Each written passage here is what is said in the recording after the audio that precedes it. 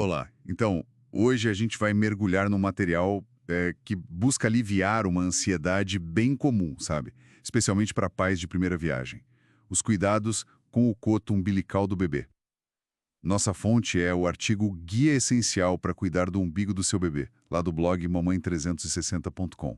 A nossa missão aqui é, extrair os conselhos mais práticos e, quem sabe, alguns pontos que nem todo mundo percebe. E para nos ajudar a analisar esse guia, temos a autora, Merian Costa Ferreira. Bem-vinda, Merian. Olá, muito obrigada pelo convite. É ótimo poder discutir esse artigo e os pontos que ele tenta esclarecer, né, para trazer um pouco mais de tranquilidade para os pais nesse momento. Com certeza. O artigo passa uma sensação de calma, sabe? Ele reconhece essa insegurança inicial e começa explicando o básico, o que exatamente é o coto e como a natureza age ali, né? Exatamente. O artigo ele reforça que o coto é só o que sobrou do cordão umbilical e é importante, não tem nervos, então limpar não dói no bebê. O ponto central que o texto destaca é o processo natural mesmo. Ele vai secar e cair. Geralmente leva de 7 a 15 dias, mais ou menos. Ele muda de aparência também, fica mais seco, escuro, até que cai sozinho. A mensagem principal do guia é bem direta. O foco total tem que ser manter a área limpa e seca. Isso para evitar infecção. Limpo e seco. Entendi. Parece o mantra que o artigo quer fixar mesmo. E ele detalha bem o procedimento de limpeza, né? Como é que o guia descreve esse passo a passo ideal? O artigo tenta ser bem didático nisso. Primeiro, assim, a higiene das mãos de quem vai cuidar, isso é fundamental. Depois, usar algodão ou gás estéril umedecida em álcool 70%. O texto orienta a limpar com suavidade, sabe? Bem na base do coto, uma junção com a pele e ao redor. Um detalhe que o artigo ressalta é não ter medo de limpar essa base. É ali que podem acumular secreções, né? Ah, entendi. Muita gente talvez tenha receio de mexer ali. Exato. E a frequência que o guia sugere é, no mínimo, umas 3 vezes ao dia. E sempre depois de trocar fralda, se ela tiver sujado e encostado ali. E claro, depois da limpeza, deixar secar bem. Pode ser ao ar livre ao secar com uma gaze limpa e seca.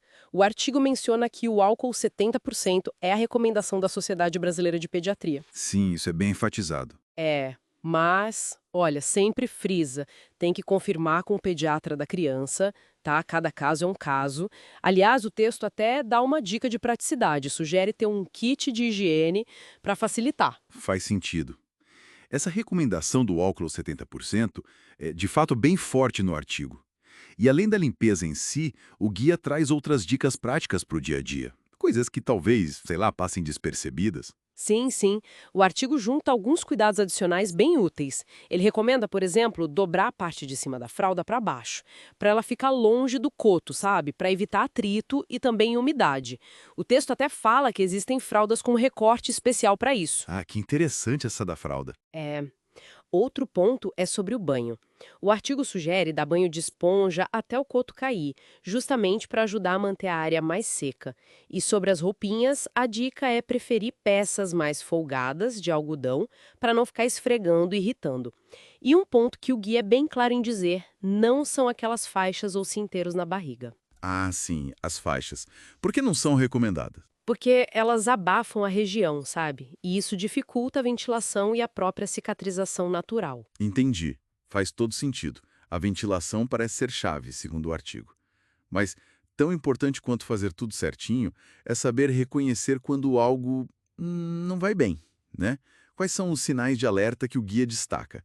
Aqueles que precisam de atenção médica. Olha, o artigo lista bem claramente os sinais que não dá para ignorar. Vermelhidão ou inchaço que aumenta, que se espalha para a pele em volta da base do umbigo.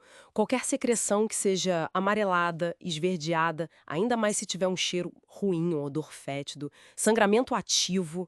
Não aquelas gotinhas que às vezes mancham a fralda, mas sangrar mesmo. Febre no bebê sem uma causa aparente. Ou então, se o coto demorar muito para cair, tipo mais de 3 semanas. O guia é bem direto. Qualquer um desses sinais tem que procurar o pediatra logo, sem esperar. Informação crucial essa. E o artigo também dedica um espaço para desbancar alguns mitos, né? Acho isso super importante para combater desinformação. Sim, com certeza. O texto aborda alguns mitos bem comuns. Aquela ideia de colocar moeda, botão ou mesmo a faixa para fazer o umbigo ficar para dentro. Sim, clássico. O artigo desmente isso. Explica que não funciona e ainda pode ser prejudicial. Usar óleos, azeite ou outras coisas caseiras no coto também é contraindicado pelo artigo. Pode atrapalhar a secagem natural. E, por outro lado, ele confirma o uso do álcool 70% como a prática que é recomendada hoje em dia. Perfeito. Então, analisando o artigo, os pontos-chave que ficam são higiene rigorosa com álcool 70%, manter a área bem seca e arejada, atenção extra com a fralda e as roupas, ficar de olho nos sinais de alerta e, claro, ignorar essas práticas sem base científica.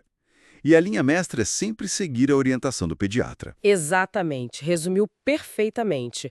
A intenção do guia é essa mesma, dar informação clara para que os pais se sintam mais seguros, mais confiantes nesse cuidado que faz parte de um processo natural, né? Ótimo. Obrigada por ter estado conosco, Miriam, e por nos ajudar a extrair o essencial desse guia tão útil. Para quem nos ouve, não deixe de visitar nosso blog em mamãe360.com e sigam a gente nas redes sociais para mais informações e atualizações, tá bom? Fica aqui uma reflexão final. Até que ponto essa nossa ansiedade com procedimentos que, na verdade, são simples, reflete mais a nossa própria jornada de adaptação à parentalidade do que um risco real, né? Principalmente quando a gente tem a informação correta em mãos. E até mais a todos.